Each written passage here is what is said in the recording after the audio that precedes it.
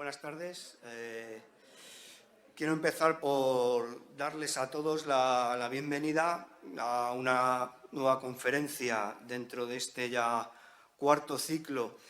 de actualidad de la investigación arqueológica en España que viene organizando el Museo Arqueológico Nacional en estos últimos años y, bueno, pues en esta ocasión ya felizmente con carácter presencial. En esta ocasión tengo el privilegio de presentarles a un investigador que cuenta con una dilatada y fecunda trayectoria en el campo de la investigación del Paleolítico y a quien quiero agradecer, en primer lugar, y en nombre del museo, su amable presencia hoy aquí con nosotros. Aunque es muy difícil resumir en unos pocos minutos un currículum tan amplio como el suyo, pues voy a intentar dar unas pinceladas. El doctor Manuel González Morales cursó sus estudios en la Universidad de Oviedo, donde se doctoró en el año 1980 y donde ha ejercido buena parte de su labor docente. En 1987 ganó la cátedra de Prehistoria de la Universidad de Barcelona, campus de Tarragona, retornando ese mismo año a la Universidad de Cantabria. En esta universidad ha desempeñado diferentes cargos de gestión, entre otros vicerrector, entre los años 1986 y 1988 y decano de la Facultad de Filosofía y Letras entre los años 2000 y 2004. Su investigación se ha orientado a la arqueología de los cazadores-recolectores del Paleolítico Superior y Mesolítico, con especial atención o interés, por un lado, en el arte paleolítico, dirigiendo excavaciones y estudios de arte rupestre en diferentes yacimientos, principalmente en el ámbito geográfico de Asturias y Cantabria, y por otro, en los estudios sobre cambio climático en el pasado, un conocimiento que, dado el panorama actual, adquiere cierta relevancia, una relevancia notable acerca de lo que podemos aprender de las sociedades del pasado. Cuenta con una dilatada experiencia en la protección y divulgación del patrimonio cultural y, en especial, del arte rupestre, y tiene en su haber un gran número de publicaciones de impacto en revistas nacionales e internacionales. Ha sido investigador principal en numerosos proyectos de investigación, también de ámbito nacional e internacional, y me voy a limitar a destacar en esta ocasión el proyecto de investigación que desde el año 1996 dirige junto con el profesor Lauren Strauss de la Universidad Norteamericana de Nuevo México, centrado en la Cueva del Mirón, en la localidad de Ramales de la Victoria, en Cantabria, famoso por el enterramiento de una mujer, la conocida como la Dama Roja, atribuida a la época magdaleniense. Ha sido miembro del Patronato de Altamira de 1987 a 1995 y de la Comisión Nacional para el Arte Rupestre del Ministerio de Cultura y forma parte también de la Comisión Técnica para el Patrimonio Arqueológico y el Arte Rupestre de Cantabria. Me gustaría destacar aquí su labor dentro del Instituto Internacional de Investigaciones Prehistóricas de Cantabria, del que es miembro fundador e investigador responsable del Grupo de Bioarqueología y Paleoclima. En los últimos años viene desarrollando diferentes proyectos orientados a la investigación del cambio climático global a finales del periodo glaciar y su impacto sobre las poblaciones humanas del litoral cantábrico. Van a ser precisamente los avances en estos proyectos los que hoy nos presente aquí y, como he destacado antes, es una cuestión, esta del cambio climático, de plena actualidad, ¿no? Conocer los desafíos que los cazadores-recolectores del final del Paleolítico vivieron en un periodo, el fin del último ciclo glaciar, marcado por una inestabilidad global y con una sucesión probablemente muy rápida y brusca de periodos de mayor o menor rigor climático, y la incidencia que eso tuvo en los paisajes, se dibuja como fundamental para acercarnos a las respuestas adaptativas que esos grupos se les exigieron, ¿no? Y que, en definitiva, pueden darnos claves acerca de los retos que en el presente nos veremos obligados a enfrentar en torno a esta cuestión del clima. Y, sin más, pues cedo la palabra al doctor Manuel González Morales.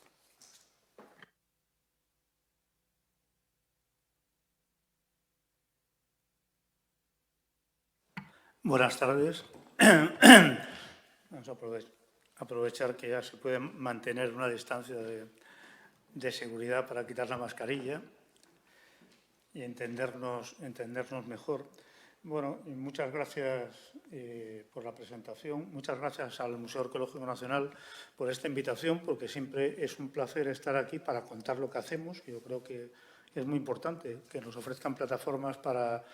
presentar cuál es nuestra labor de investigación al público en general. El año pasado tenía que haber estado aquí sentado justo 3 días después de decretarse el estado de bloqueo por la pandemia, el 17 de marzo, y no pude intervenir en persona, tuve que hacerlo vía vídeo. Pero bueno, ya al final ya estamos aquí y ya se puede continuar con este tipo de actividades. Muchas gracias, Juan Antonio, por la presentación. Yo copio la frase que le oí una vez a un buen amigo también, que le hicieron muchos homenajes por su jubilación, y siempre que le hacían una loa de estas, decía que él siempre se sentía como un vago frustrado, ¿no? Porque yo siempre, parece que eso, que he hecho muchas cosas, digo, pues con lo vago que soy, pero en fin, parece que hay que tirar. Bien, y el tema del cambio climático global es un tema que todo el mundo sabe que está muy de actualidad, que está presente siempre en las cumbres como tan amplias y publicitadas como inútiles hasta el presente, como la que se está celebrando en este momento, pero es un tema que viene de muy atrás, y de hecho nos vamos a centrar en el norte de la... Igual si se puede quitar algo de luz de aquí, para que sea mejor. En el norte de la península ibérica, lo normal del clima del pasado, por lo menos a lo largo de lo que aparece en esta gráfica, que son los últimos 400 y pico mil años, es precisamente la oscilación. Son variaciones más o menos rítmicas en ocasiones, otras veces tienen periodos más largos, pero toda la historia del clima, no solo en estos 400.000 años, sino al menos en los últimos 4 millones de años, se ha caracterizado por una serie de variaciones cíclicas que lo que hemos aprendido en los tiempos más recientes es que además son bastante bruscas. No son cambios progresivos, suaves, como se pensaba antiguamente, sino que muchos de ellos son cambios que se producen en periodos relativamente cortos de tiempo. Aquí vamos a ver el último que nos ha afectado de manera seria, que es ese trocito del final. Y la época que nosotros trabajamos, que es la que va más o menos entre unos 15.000 y unos 10.000 años atrás. Un momento clave porque es cuando se produjo el último gran proceso de recalentamiento global rápido, del que ahora lo que vivimos es una secuela posiblemente final en el largo plazo. Pero ahí tenemos esa imagen que se ve cómo hay cambios en distintos indicadores a lo largo del tiempo, momentos de subida brusca de las temperaturas a escala global. Estos son datos de los hielos de Groenlandia,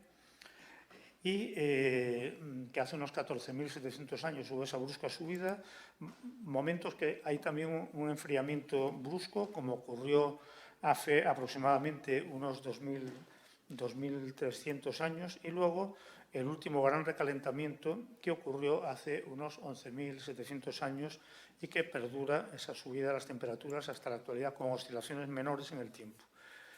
Todo eso tiene un impacto importante, por ejemplo, en la zona cantábrica, que es la que trabajamos, en las áreas costeras, porque ese recalentamiento, como está ocurriendo ahora a muy pequeña escala, pero que ya empieza a notarse,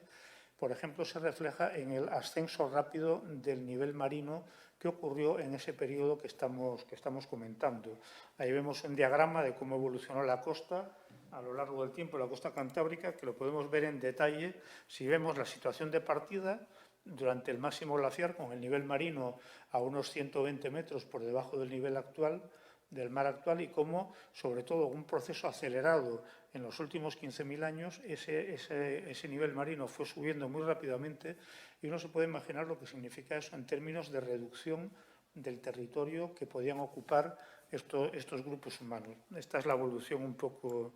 que se produce de ese retroceso de la costa. Esto ya justo al principio del Mesolítico, ya en la situación actual, con una reducción de, además, las mejores tierras, las más cercanas al mar, las más bajas, las más ricas en recursos, que desaparecieron a lo largo de unos pocos miles de años y hoy en día están sumergidas. Es el momento que se forman los grandes estuarios en el Cantábrico, como el estuario del Urdaibai, en la zona que acaba, su cola actualmente es la zona de Guernica, en Vizcaya, o, por ejemplo, cuando se abren grandes bahías, como la bahía de Santander, que se abre también en ese momento final del proceso. Una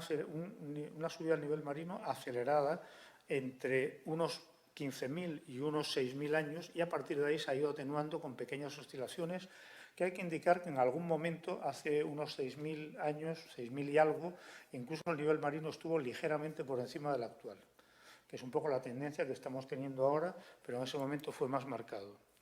Ese es el periodo de que hablo. Bueno, pues esa subida supuso, como ya he dicho, una reducción muy notable de las áreas mejores para la habitación de estos pueblos, de estos grupos humanos que se movían libremente por el espacio. Los grupos de cazadores-recolectores, las sociedades pretribales de cazadores-recolectores no conocen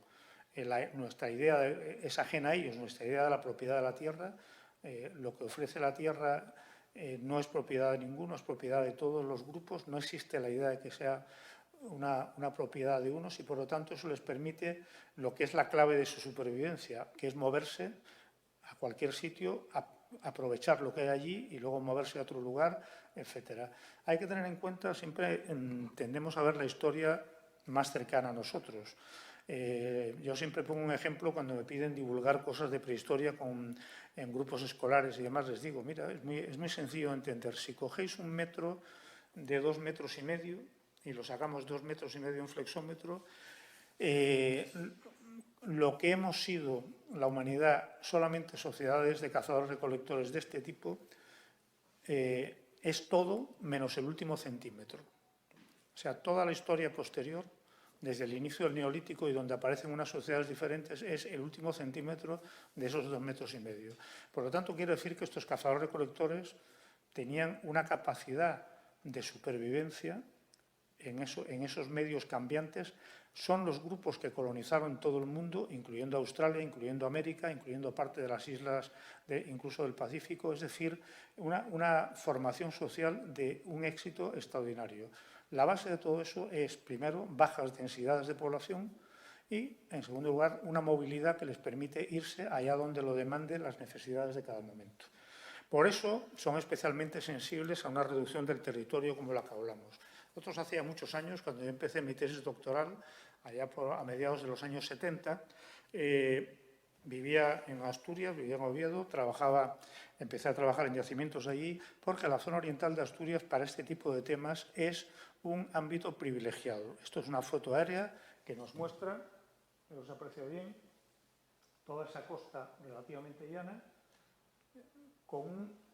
retropaís de montañas que llegan muy cerca de la costa a más de 1.000 metros en toda la Sierra de Cuera. Ese núcleo de población importante que se ve ahí es Llanes, para los que lo conozcan, se hagan una idea, una plataforma que en la actualidad tiene escasamente 4 kilómetros de ancho y en algunas zonas, como la que se ve más al fondo, incluso menos. Por lo tanto, esas poblaciones que vivían relacionadas con la costa perdieron la mayor parte de su territorio y se quedaron restringidas a esa franja tan estrecha. Por eso que se hace una zona excepcional para seguir este proceso. Es una zona donde hay una gran cantidad de ocupaciones del Mesolítico, bajo la forma de los llamados concheros asturienses, grandes depósitos de conchas que revelan la importancia que tenía para ellos la recolección marina y que aparecen a lo largo de toda esa plataforma reducida costera del oriente de Asturias. Era, por lo tanto, un entorno muy adecuado. Una costa, además, complicada, es una costa donde predominan los acantilados, aunque de vez en cuando hay pequeños estuarios, sobre todo hay playas que permiten el acceso a las zonas de playa de Pedrero y la posibilidad de recolectar marisco, que era una actividad dominante en ese momento. Por ejemplo, playas como el conjunto de la de Bayota y Andrín,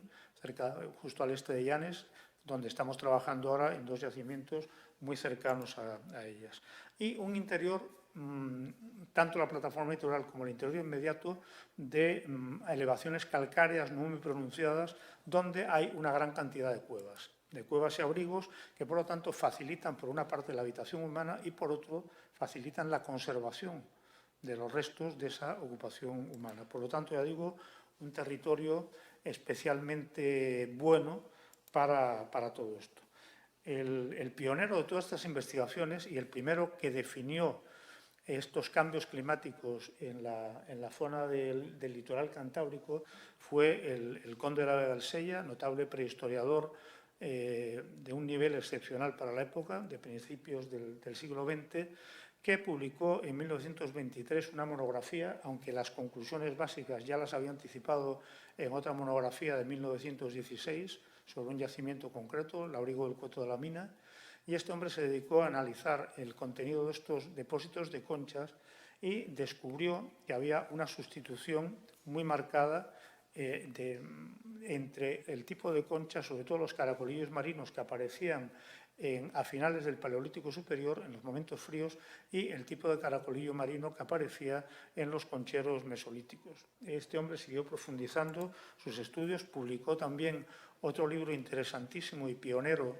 para aquella época, las notas para la climatología cuaternaria, donde intentaba entender a qué se debía ese cambio relativamente brusco de ese elemento tan modesto pero tan interesante de fauna marina como eran los caracolillos que esta gente recogía y consumía. Y determinó que había habido un cambio de la temperatura del agua y, por lo tanto, un recalentamiento ambiental que él ponía en relación con algo en lo que muy posiblemente acertó, que es que se había producido la entrada de lo que entonces se llamaba la corriente de Rennell, una rama cálida a la corriente del Golfo que habría empezado a bañar la costa cantábrica y que habría producido ese cambio rápido en la temperatura del agua. Todos estos temas nos interesaban mucho para entender qué era lo que pasaba. Así que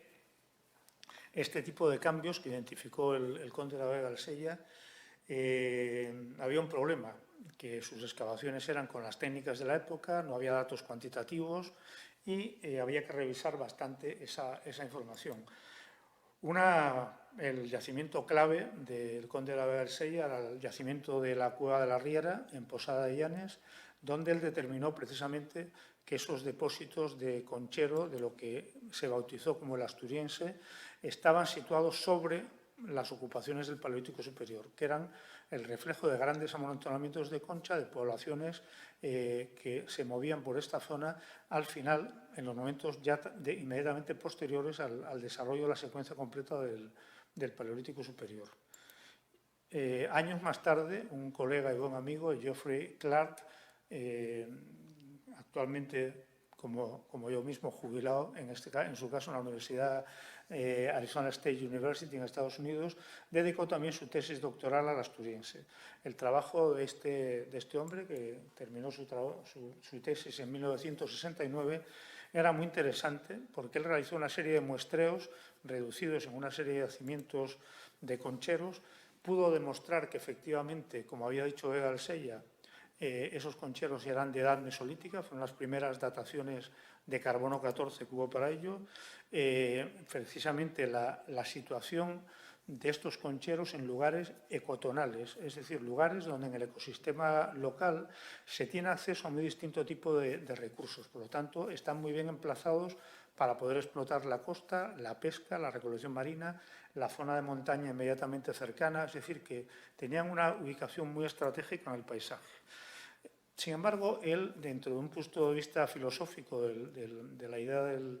de la New Archaeology norteamericana, intentaba entender por qué estas aglomeraciones de conchas apenas tenían testimonios de otro tipo, por ejemplo, de industria lítica, etcétera, etcétera. Y él llegó a la conclusión de que eso era debido a que eran sencillamente unas facies de basurero. Eran yacimientos donde solo se veía una parte de la actividad de los grupos humanos que había en la zona, que era cuando iban a recoger conchas, a comérselas y a amontonarlas, pero que tenía que haber otros yacimientos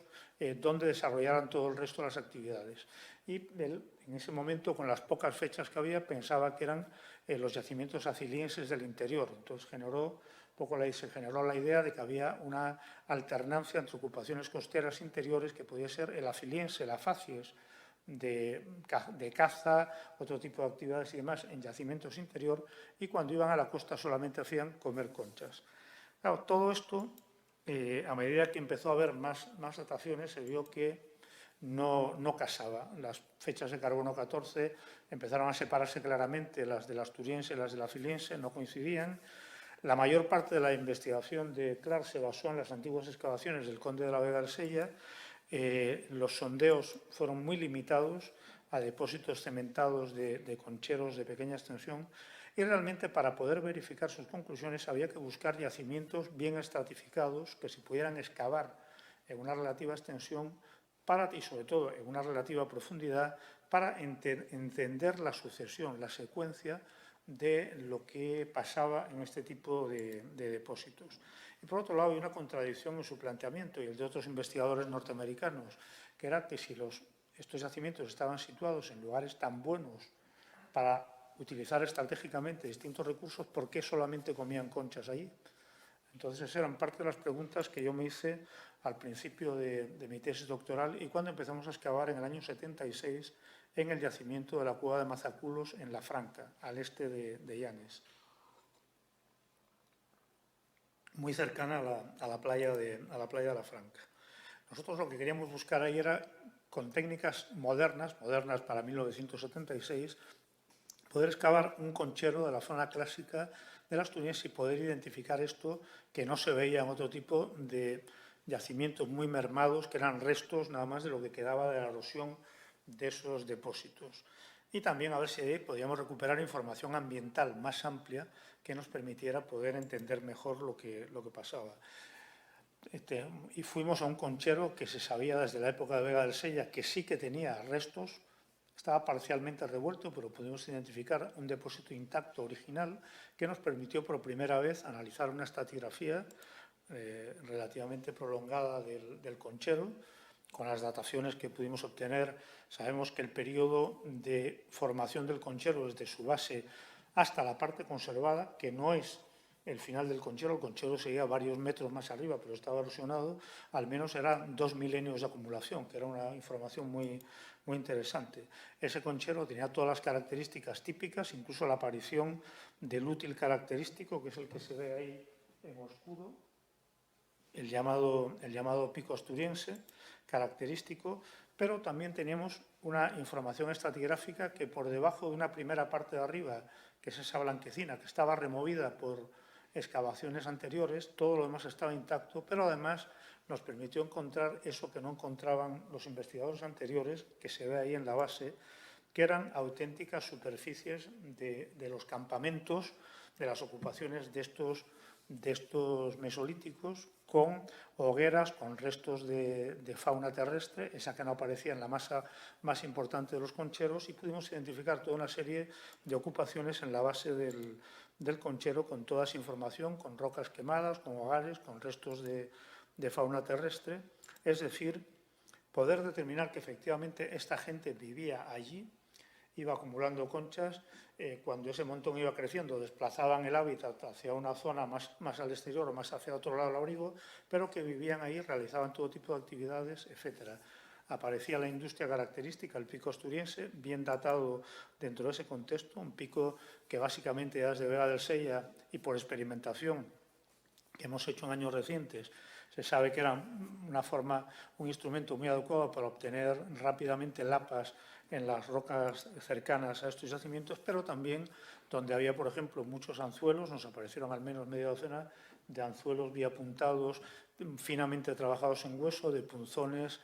también trabajados en hueso, muy escasa industria lítica, pero como ya veremos, hemos buscado otras formas de entender con qué hacían sus trabajos esta gente.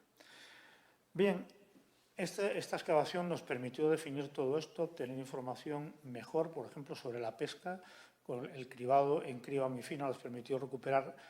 al menos una veintena de especies diferentes de peces que pescaba esta gente, etcétera, pero no pudimos comprobar una cosa que nos interesaba, que era la continuidad entre el momento anterior y el asturiense, porque al llegar a la base del conchero no había ocupaciones anteriores. Sondeamos más de 1,5 metros de potencia en arcillas en la base y no había ocupación aciliense, alguna visita esporádica con alguna pequeña hoguerita y demás, pero no nada que nos sirviera. Por las excavaciones que se llevaban en paralelo, mi difunto colega y buen amigo Juan Fernández Tresguerres, en la Cueva de los Azules, un yacimiento aciliense en el oriente de Asturias, pero al interior, en el Valle del Sella, pudimos ver que realmente no había superposición cronológica,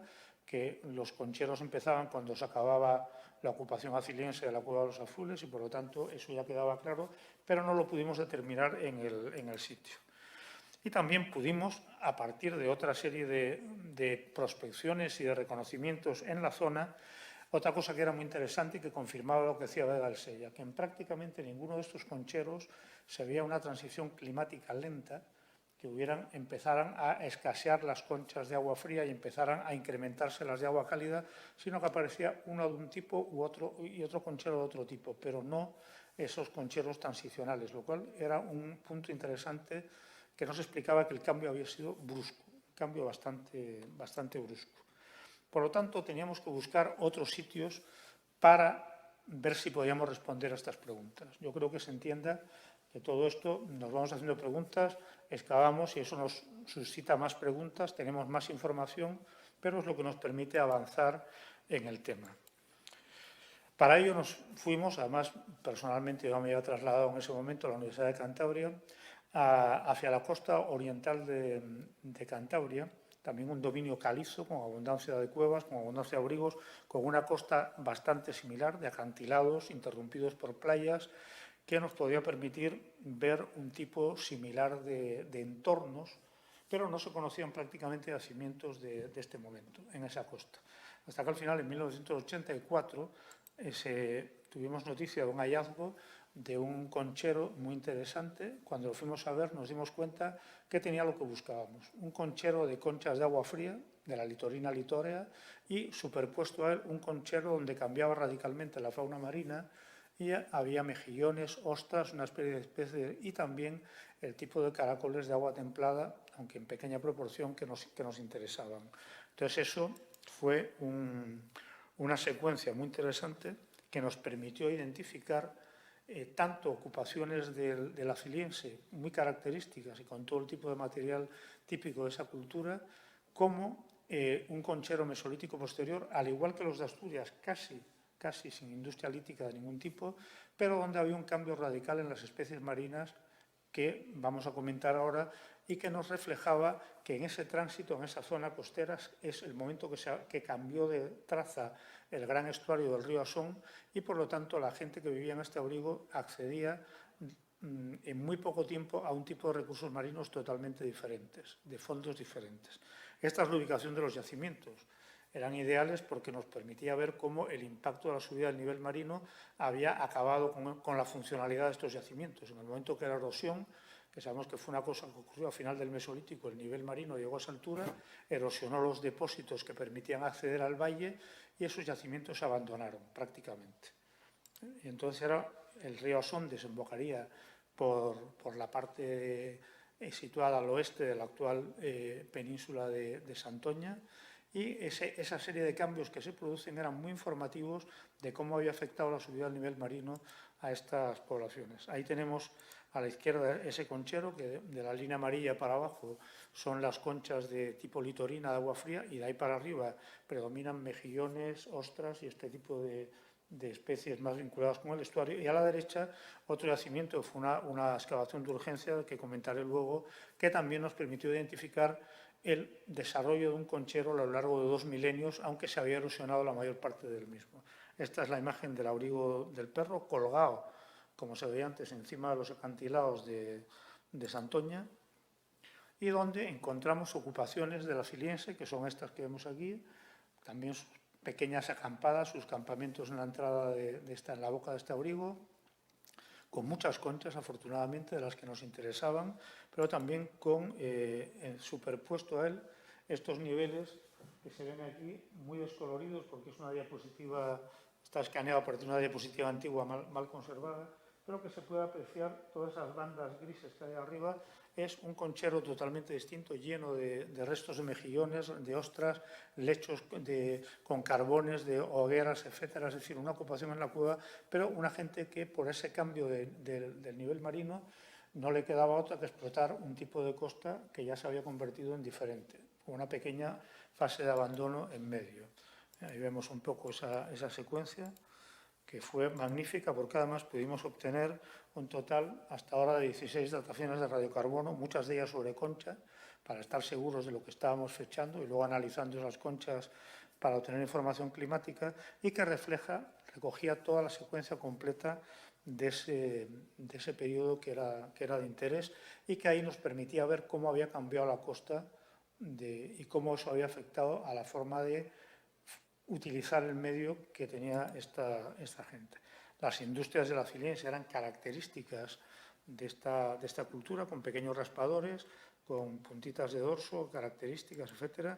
La industria ósea era extremadamente característica, los arpones acilienses aplanados, que suponen una rotura brusca con la forma de hacer arpones que se produce en el madroniense. Lo mismo ocurre con las azagallas, que desaparecen prácticamente en su totalidad las decoraciones, sobre todo las decoraciones naturalistas, son azagallas muy mal terminadas, de base recortada o de base redondeada nada más. Es decir, una industria muy característica que nos vino muy bien para poder decir, bueno, esto que tenemos efectivamente son niveles de ocupación de la Filens que acaban y la gente que llega después está explotando un medio que se ha vuelto diferente y utilizando unas técnicas seguramente diferentes. Por lo tanto, veíamos ese cambio marcado entre el marisqueo de costa rocosa, característico de Lapas Caracolillos, y el marisqueo donde domina la utilización de las zonas de aguas tranquilas de estuario con mejillones sobre todo y ostras. Entonces nos movimos a otra cueva cercana a ver si podíamos documentar esa secuencia, porque lo que se conservaba en el abrigo del perro, que también estaba arrasado por el uso posterior ganadero, para meter ahí cabras, etcétera, era que teníamos la base, pero no sabíamos hasta dónde había llegado esa ocupación. Por los pegotes de la pared sabíamos que el conchero había sido mucho mayor, pero no teníamos información ninguna. Entonces nos movimos a otro yacimiento cercano, pero un entorno algo diferente, muy complicado de acceder. Esa cueva que se ve ahí, si alguien conoce Santoña, eso es la Peña del Fraile, que es muy característica del monte de Santoña y se ve desde Laredo muy bien. Esa cueva es una pequeña grieta, una grieta muy cerrada, que en sus sitios mayores de anchura no llega a 3 metros de ancho y tiene unos 7 de fondo, pero que nos deparó una secuencia bastante bien conservada, extraordinaria, donde teníamos una ocupación de un conchero mesolítico, pero del final del periodo.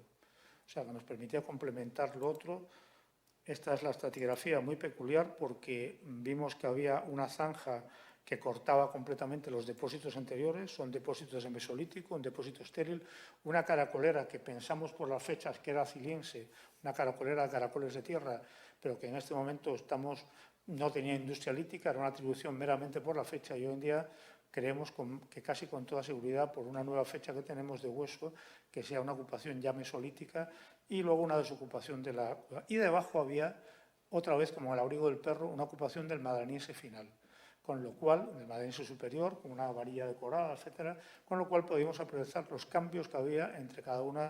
de esas fases. Y luego en el calcolítico, ahí se hizo una zanja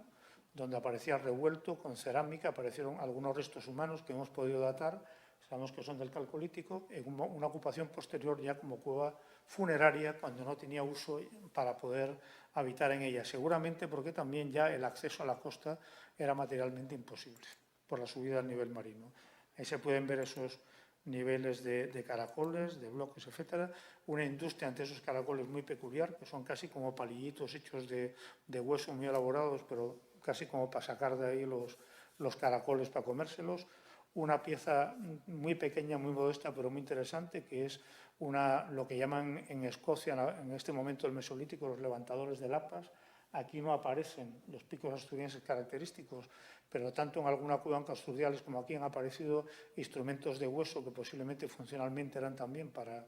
arrancar las lapas, y también una serie de fechas. Tenemos el día 19, solo voy a mencionar aquí las que nos interesan para esto, porque en esa pequeña grieta hay una ocupación que se remonta bastante más atrás en el pasado, pero que también nos permitió fechar lo que teníamos peor fechado en el abrigo del perro. Por lo tanto, fue una forma de entender bien lo que pasaba entre estas dos cuevas en esa zona oriental. Como anécdota, aunque no traigo aquí el detalle, lo publicamos hace años, en ese revuelto de esa zanja apareció un hueso muy peculiar que se pudo remontar a través de 3 fragmentos diferentes, que resultó ser un radio de la pata de la aleta de una foca monje. Una foca monje es una especie mediterránea y que revela que en el Neolítico una foca de ese tipo llegó al Cantábrico. Eso solo se puede entender dándole la razón de nuevo al conde de la Vega del Sella. Eso tiene que haber una corriente templada que llegue desde el Mediterráneo, desde el Atlántico, donde había núcleos de foca monje, por ejemplo, en Madeira, en esas zonas, y hoy día lo que llegan ahí son focas nórdicas, las que vienen del norte, pero el que aparezca una foca monje de aguas templadas quiere decir primero que había aguas templadas y que posiblemente venía, como muchas veces acaba una foca de estas perdida por aquí, la cogieron y se la comieron porque tenía huellas de atrición, o sea que era otro indicador climático muy, muy interesante. Los caracoles de tierra, se pudo publicar a partir de esos caracoles de tierra una evidencia de cómo también podemos utilizar los caracoles de tierra para sacar conclusiones de carácter climático y en este caso de carácter ambiental. En este caso es interesante porque según los especialistas, normalmente en esos momentos como el que teníamos ahí documentado con muchos caracoles de tierra y de gran tamaño, parece que el desarrollo del tamaño de los caracoles de tierra es un factor de defensa frente a la sequedad ambiental que les permite sobrevivir mejor, acumular más humedad y que por lo tanto posiblemente pueden servir de indicador de fases climáticas donde hay una mayor sequedad ambiental. O sea que todo esto nos iba permitiendo. Otros yacimientos que se excavaron en una urgencia muy cercana tenían también documentado ocupaciones de este tipo. Seguimos acumulando información, fechando las conchas directamente, porque en estos concheros aparecen muchas veces materiales intrusivos, aparecen restos humanos intrusivos, pero en realidad cuando fechamos las conchas sabemos con seguridad cuándo se formó el depósito y ahí sabemos que estos concheros se formaron hace aproximadamente en los momentos, por ejemplo, del conchero de Arenillas, entre unos 6.000 años, 6.000 y pico años, justo antes bastante atrás en el tiempo, en fechas antes de Cristo, me refiero, unos 8.000 años, en fechas antes del presente, que era un elemento muy interesante y sabemos también el final de hasta dónde duraron estos concheros justo antes del Neolítico. Lo que estamos viendo como evidencia en este momento es que cuando se data con precisión, se hacen series completas, se fechan conchas, prácticamente desaparece justo en la fecha que aparecen los primeros grupos neolíticos y prácticamente no tenemos documentada con seguridad, con fechas ciertas, que haya habido una convivencia de larga duración o de media duración entre grupos mesolíticos costeros o grupos neolíticos en la misma zona. Todo esto nos planteaba estos temas de la relación de la costa y del interior, que nos interesaba mucho. Estábamos viendo que efectivamente durante una buena parte del Mesolítico las ocupaciones se concentraban en la zona costera, donde también en el oriente, en la zona oriental del Cantábrico, en la zona oriental de Cantabria, por otros datos también sabemos del País Vasco, ha habido esas ocupaciones intensivas y no había muchas referencias, al menos para los momentos tempranos del Mesolítico, de ocupaciones en el interior.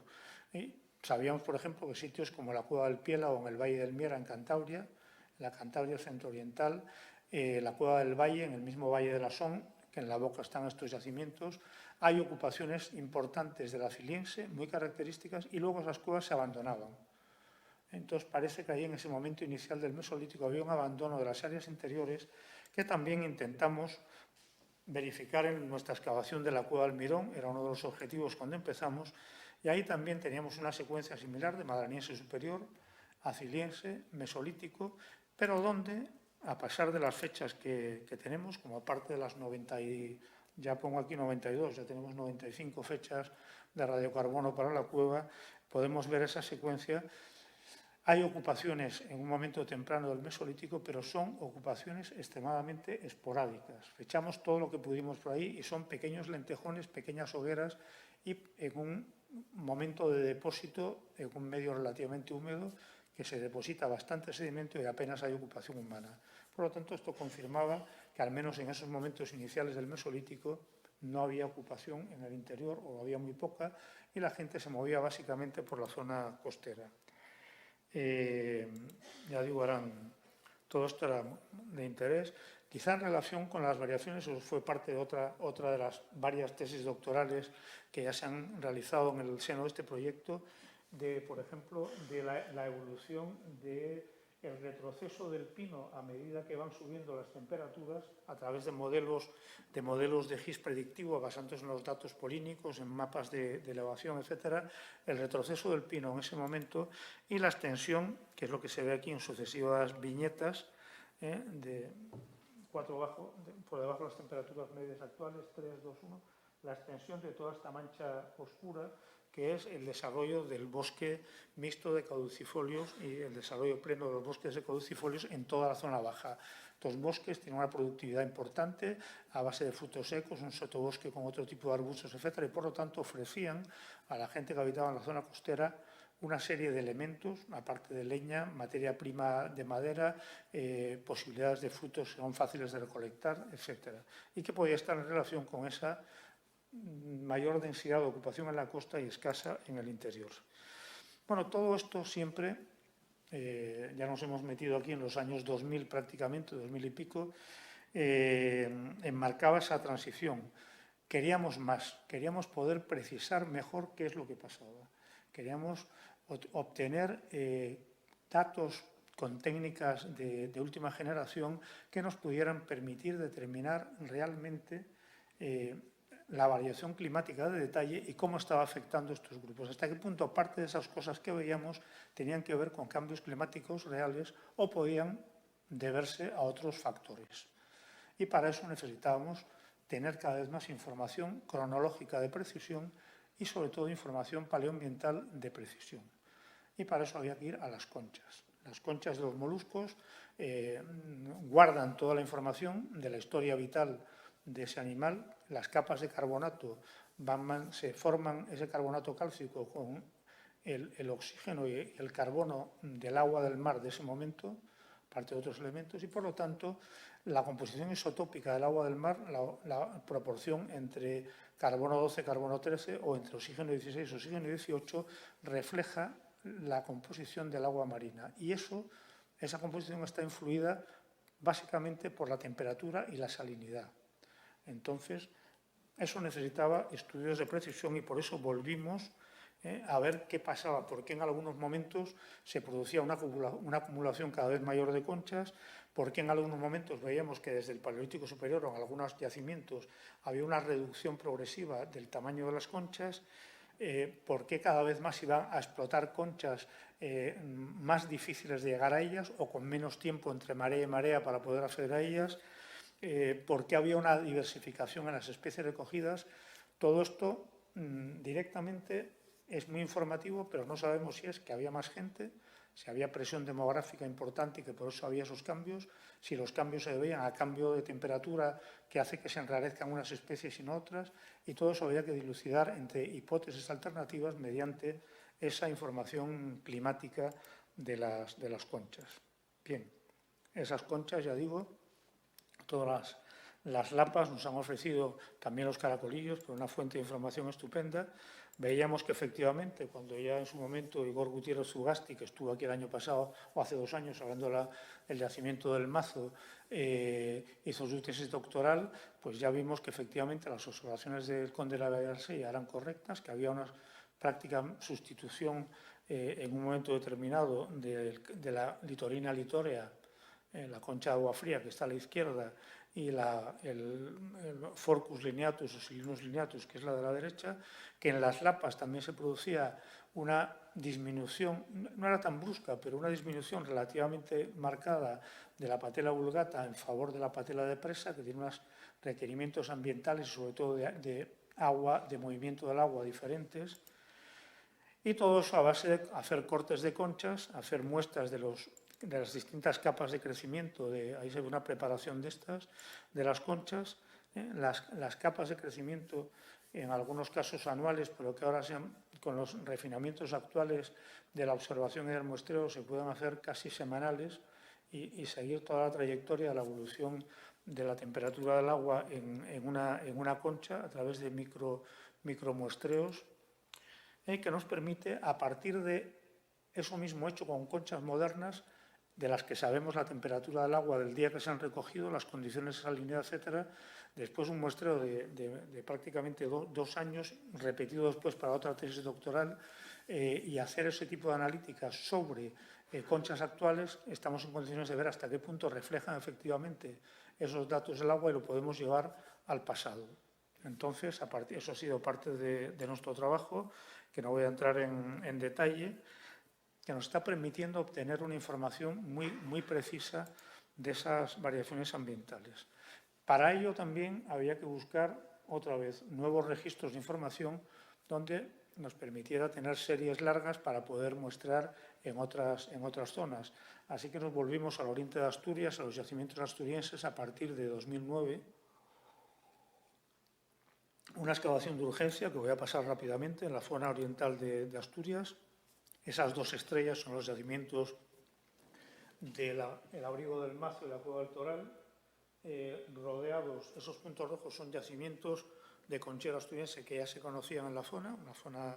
clásica de este tipo de ocupaciones, en una plataforma muy estrecha entre las alturas de las sierras planas litorales de Asturias y la Sierra de Cuera, que sube ella ya a más de 1000 metros, y esas playas de Bayota y Andrín abiertas, que eran la fuente de adquisición de estos recursos y también de materia prima, porque la materia prima lítica que aparece en estos yacimientos procede de afloramientos de estas mismas playas en una buena parte. Bueno, ahí nos encontramos en la excavación de urgencia con una cueva muy removida, muy alterada, pero donde se pudieron identificar distintos momentos. Una excavación de urgencia que dirigió también Igor Gutiérrez Ugasti junto con María Noval, una arqueóloga asturiana, nos permitió identificar también áreas de habitación en ese conchero mesolítico, áreas apisonadas con agujeros de poste, cosas de este tipo, es decir, confirmar que vivían ahí. En algunos momentos hacían su campamento y amontonaban conchas hacia otro lado y luego vivían en otro sitio y amontonaban conchas al opuesto. Por eso era una complejidad elevada del yacimiento con muchas dataciones, pero todas ellas en el marco de lo que nos interesaba. Ahí la sorpresa fue el encontrar toda una serie de restos humanos de gran interés, incluyendo prácticamente todo el esqueleto facial y parte de la calota craneana de un individuo, con también parte de la mandíbula.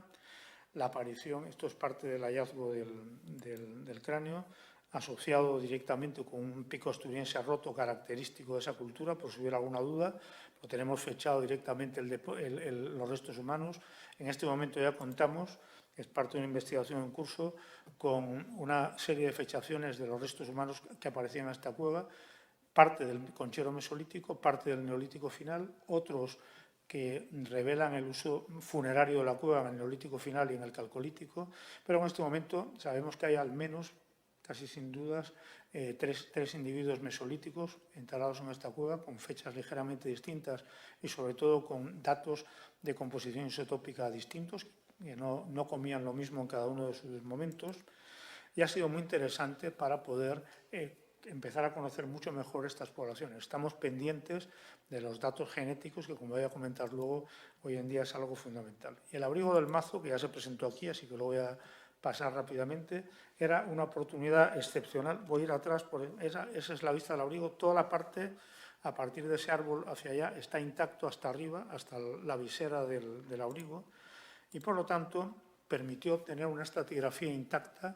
de gran calidad y de una secuencia muy larga, de más de 2 milenios también, para poder entender bien esto. Y además con la aparición entre medias de áreas también de hogueras, etcétera, de momentos que allanaron una parte del conchero y pusieron ahí su pequeño campamento, sus hogueras, donde podíamos identificar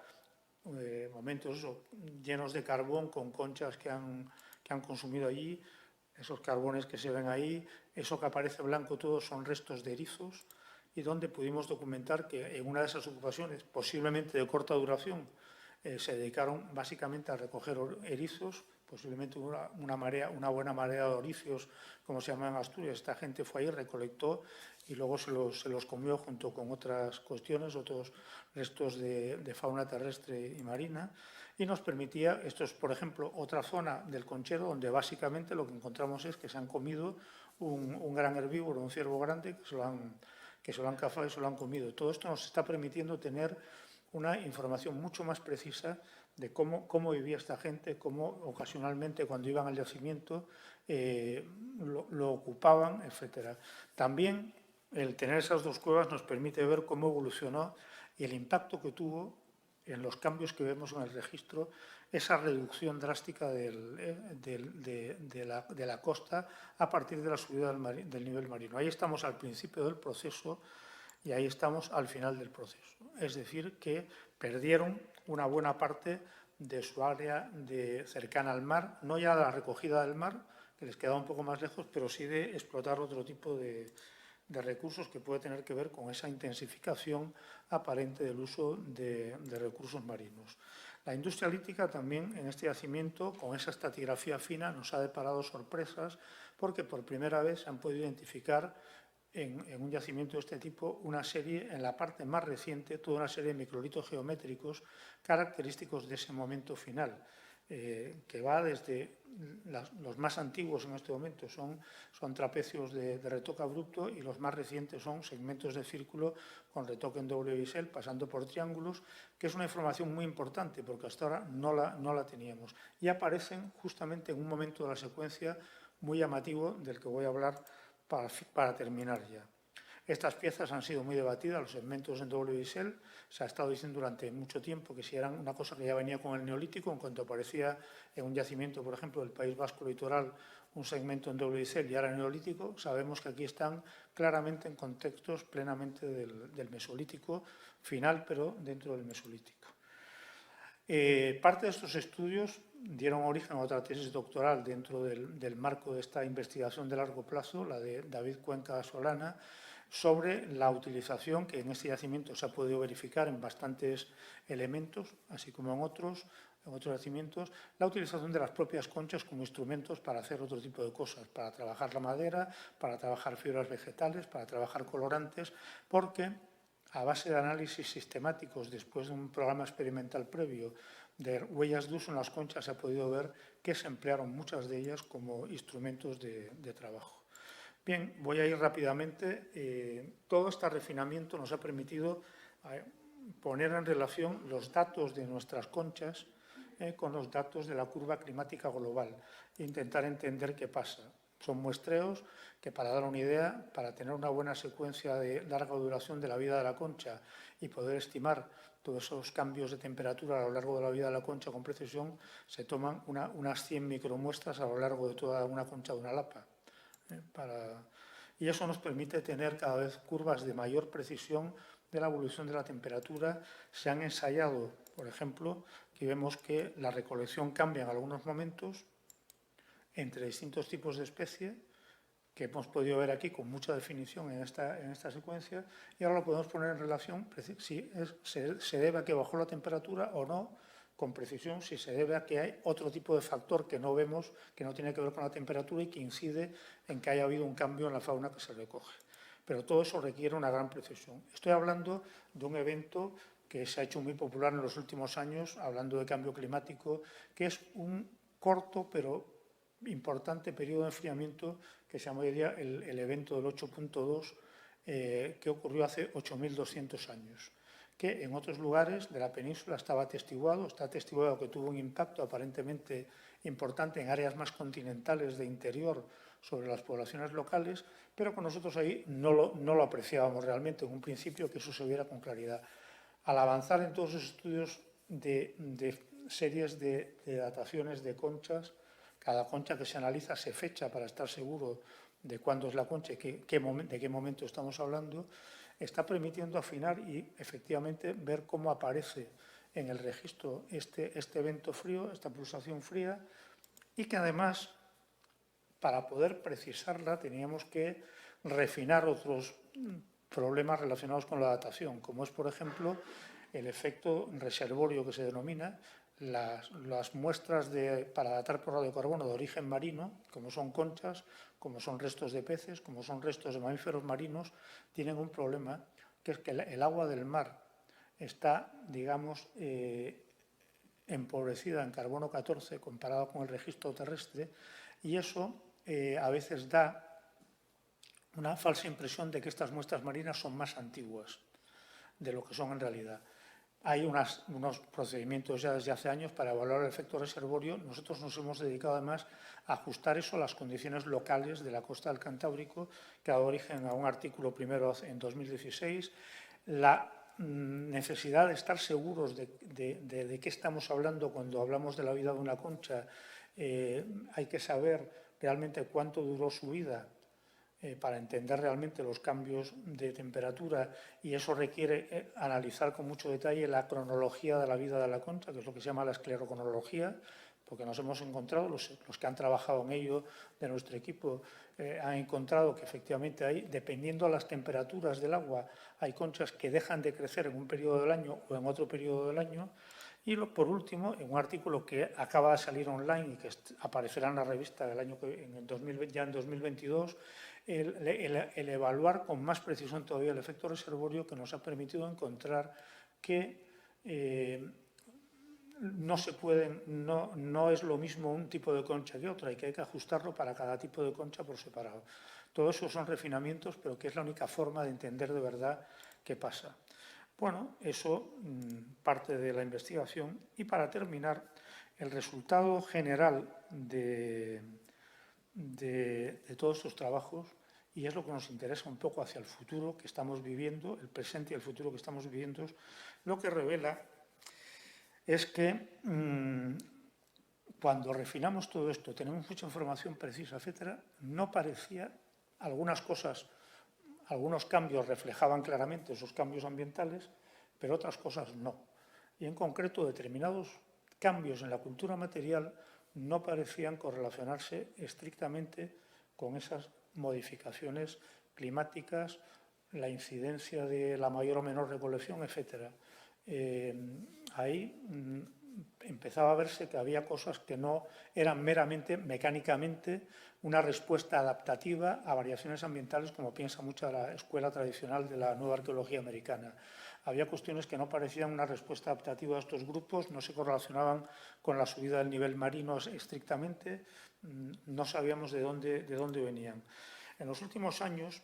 por ejemplo, la desaparición brusca en el tránsito del Madrilense final al Aciliense de una riquísima tradición decorativa, figurativa, que bruscamente pasaba casi a la nada, a cuestiones de decoración geométrica, la brusca desaparición del arte parietal en el mismo momento. Todas eran preguntas que siempre habíamos intentado entenderlos como una evolución social, un cambio al final de esas sociedades, un colapso de las ideologías, de las creencias y tal, pero seguía siendo demasiado brusco. Al contar con una cronología más precisa, se ha podido poner en relación con otras cosas. En 2016 se publicó en la revista Nature un artículo titulado La historia genética de la Europa de la Edad del Hielo, en la que participamos también, y que con los restos de la Dama Roja Almirón, y que nos demostró que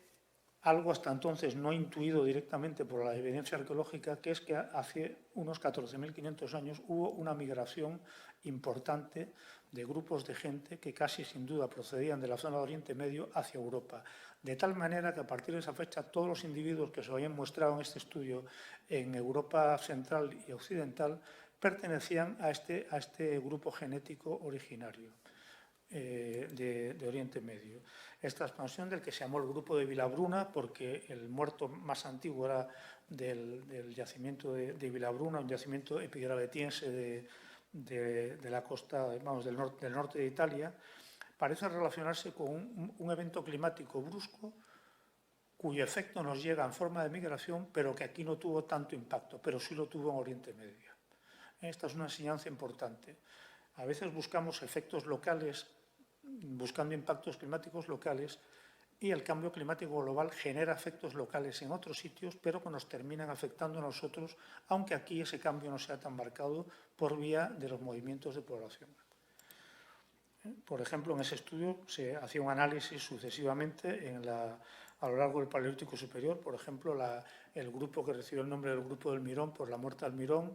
que desciende de poblaciones muy antiguas de la primera colonización de europea, pero que luego ese linaje se extiende, migra cuando el máximo glaciar empieza a retroceder, migran estos grupos hacia Europa central,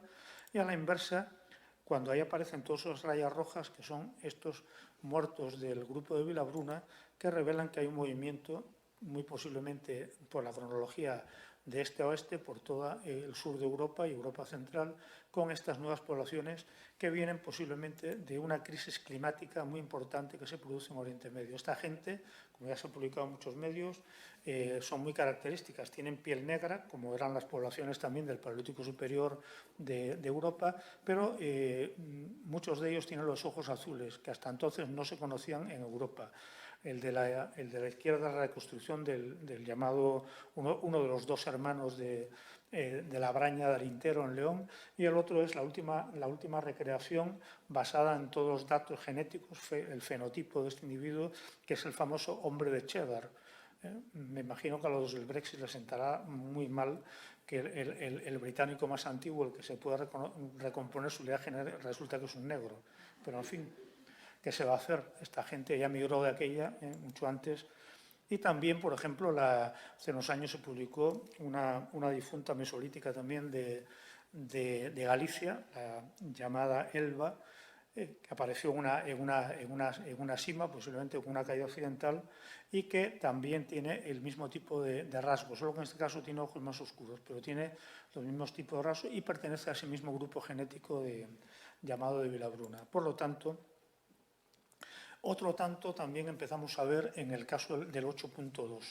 Aquí se refleja en el registro, pero no se refleja de una forma muy marcada. Y, sin embargo, lo que estamos viendo es que a partir de ese momento es cuando empiezan a aparecer en los yacimientos una serie de elementos, como son esta tecnología de los microlitos y demás, que antes no aparece. Y lo que estamos pensando es que realmente se debe a posibles movimientos de población que ahora, en la continuación de este estudio, de todo el equipo al que sigo perteneciendo ya como emérito jubilado, y la gente joven es la que sigue con el carro tirando por ello, tenemos en este momento un número importante de muestras de restos humanos para estudio genético, para ver si se producen algún tipo de cambios en esas poblaciones, porque nos encontramos que probablemente ocurrió lo mismo que a escala más local que ocurrió hace 14.500 años. Es decir, que el recrudecimiento de las condiciones ambientales en algunas áreas próximas, como puede ser el norte de la meseta, como puede ser el Valle del Ebro, hayan generado desplazamientos de población no de tan larga distancia, pero que se mueven hacia el Cantábrico y empiezan a ocupar áreas como son las del interior, los valles interiores que hasta entonces, durante largo tiempo, no se habían ocupado, y eso empieza a explicarnos también parte de esa variabilidad. Son gentes que, por sus datos de isótopos estables, vemos que tienen alimentación básicamente terrestre, no marina. Todos los muertos que tenemos en la zona costera tienen una alimentación básicamente marina. Se incrementan esos yacimientos con restos humanos, donde parece que también empieza a haber una territorialización que aparece reflejada en el uso de cuevas para inhumaciones múltiples, cosa que antes también es muy raro, y por lo tanto que se están produciendo una serie de cambios a partir del 8.2 en estas zonas, tanto del País Vasco, de Cantabria y de Asturias, que tiene que ver, perdón, voy a ir atrás, ya digo, con esa raya azul que marca el antes y el después. A partir de ese momento aparecen muchos más restos humanos en el interior, en la costa, etcétera, y parece que estamos viendo también cómo se está organizando de otra manera la movilidad de estos grupos, que algunos se asientan en el interior, posiblemente no se desplazan hasta zonas costeras a pesar de ser cercanas, los de la costa básicamente se mueven por ahí, y ahora esperamos, ya digo, en los años futuros, la confirmación a través de datos genéticos de estos, hasta ahora, elementos intuidos. Bueno, y nada más, esa abundancia, ya digo, de restos humanos nos permitirá en el futuro conocer mejor estas cuestiones, pero yo creo que hay una enseñanza importante. Hay impactos locales de los cambios climáticos globales, hay cambios locales que generan cambios en la disponibilidad de recursos, pero también hay que tener en cuenta cada vez más cómo impactos globales en otros sitios acaban teniendo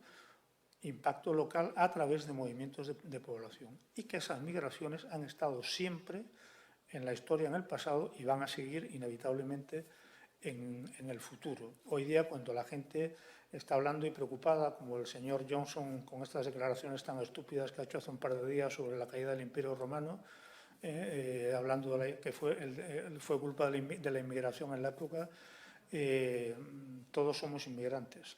Estamos aquí porque hemos venido de otro sitio, nuestros linajes descienden de poblaciones que han migrado ampliamente y que, por lo tanto, cuando se producen problemas en un sitio, las migraciones económicas, las migraciones ambientales van a ser cada vez más una constante a medida que se vayan recrudeciendo las condiciones ambientales y los problemas ambientales que tenemos en este momento y que vemos como una amenaza. Bueno, y por mi parte solo quiero, esto no es mío solo, esta presentación es parte del equipo que está aquí detrás, la mayoría de ellos que han hecho tesis doctorales o hay alguna que está en proceso de finalización en este momento, colegas de, por ejemplo, del grupo de ingeniería fotónica que permitió con una de nuestros doctorandos entonces, Asier García Escárzaga, desarrollar todo un procedimiento para poder multiplicar el muestreo a través de procedimientos fotónicos de lo que se llama LIBS, de láser. Necesitamos unir amigos y colegas de otros ámbitos para poder tener más información y todos son, ya digo, coautores de esta presentación. Y nada más, ya me he extendido unos minutos más de lo que quería. Por mi parte, si alguien, no sé si estoy de cerca.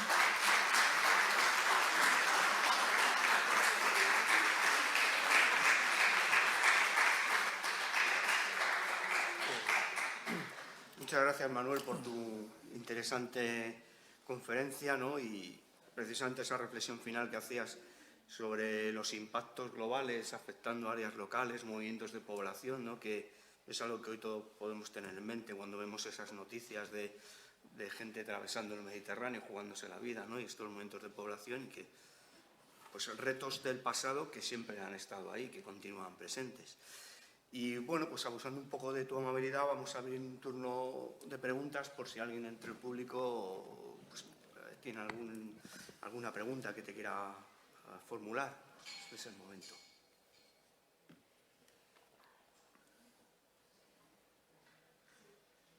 Ya sé yo que había dejado tan impresionado a todo el mundo que nadie se atrevía a abrir la boca, por Dios. A ver. Sí, espera, te acercamos un micrófono un momento.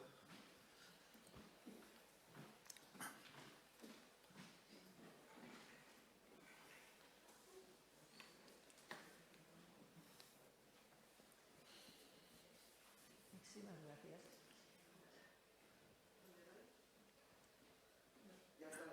Ahí está, ya, vale, se me oye, ¿no? Muchísimas gracias por la exposición.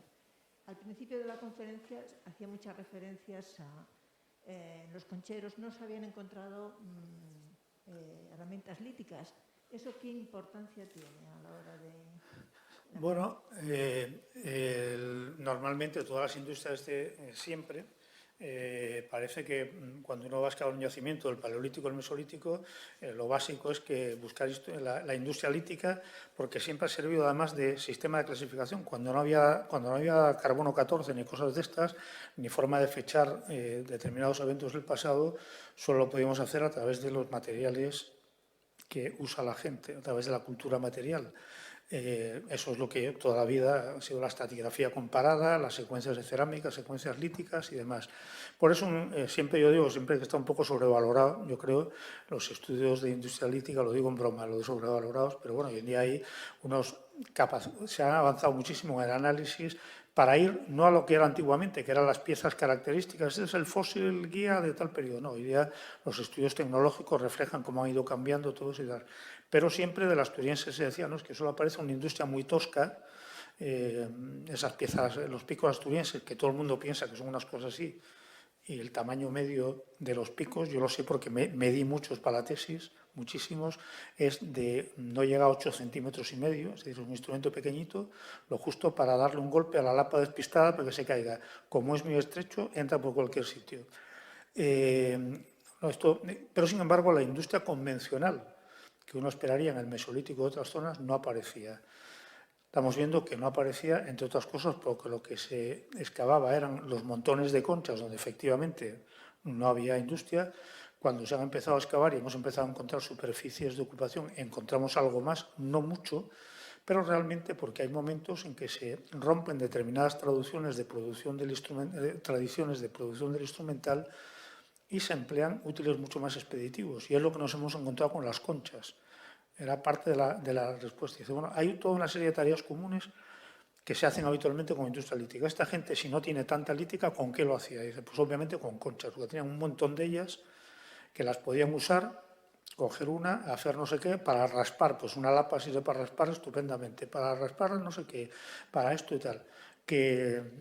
se acaba gastando rápido, pues se coge otra porque tienen varios miles. Por ejemplo, los mejillones, estamos viendo que se emplean mucho. Los mejillones, en muchas culturas tradicionales han empleado los cuchillos de mejillón. Si alguien quiere hacer una prueba, esta que siempre se dice, no haga usted esto en casa, si alguien la quiere hacer, que un día que se coma unos mejillones, que haga lo siguiente, sencillamente, yo siempre lo digo, y con cuidado de no acabar en urgencias, que casque la concha del mejillón el borde y que vea con el pico que queda, vamos, puede abrir en canal a alguien tranquilamente. Digo, no se hagan estos experimentos en casa, pero han estado ahí delante siempre, lo que pasa es que no se miraba para ello. Entonces, bueno, vemos, y sin embargo vemos que en algún momento vuelve a aparecer la lítica convencional, la que se supone que no había. Y entonces nos plantea la pregunta y dice, bueno, ¿esto dónde vino? Porque los que estaban aquí antes esto no lo hacían. Sí, y me parece que también al final de la conferencia ha hecho una referencia, o yo a lo mejor no lo he entendido bien. Yo creo que no está enchufado, no sé si estaba enchufado. Porque ¿Se oye ahora? ¿Ahora? Ahora un poquito mejor. Sí, Sí. Al final de la conferencia creo que ha hecho una referencia velada, o a lo mejor no lo he pillado bien, que parece que desaparece el arte rupestre. Sí. ¿Es así? Bueno, ahí hay una parte que tenemos bien documentada porque aparecen los yacimientos asociada a cosas a niveles que tenemos datados, etcétera, de siempre que en un momento determinado, en el Afiliense, por ejemplo, el abate Brel en su día dijo una frase que hoy día se olvida mucho, que dijo algo así como si hay una revolución es la del Afiliense. Porque él lo veía, es decir, de repente tenemos el arte, el detalle, por ejemplo, el momento donde en el arte paleolítico del Cantábrico y del Pirineo se consigue el mayor nivel de realismo, de detalle de las representaciones, es el madrilense final, que aparecen el bastón de mando del Pendo, por ejemplo, si alguien lo conoce o puede ver sus reproducciones, aparecen varias cabezas de cierva, 2 cabezas de cierva, una cabeza de un ciervo, una cabeza de un caballo, tienen dibujados hasta las pestañas del ojo, el lagrimal del ojo, etcétera, en un tal, son un detalle extremo, una capacidad artística extraordinaria y de repente nada. O sea, unos pocos años más tarde, nada. En el arte parietal lo mismo. En ese mismo momento, cuando se ha podido fechar bien, sobre todo pinturas negras hechas en carbón, un ejemplo clásico es las pinturas de la Cueva de las Monedas, en el complejo del Monte Castillo,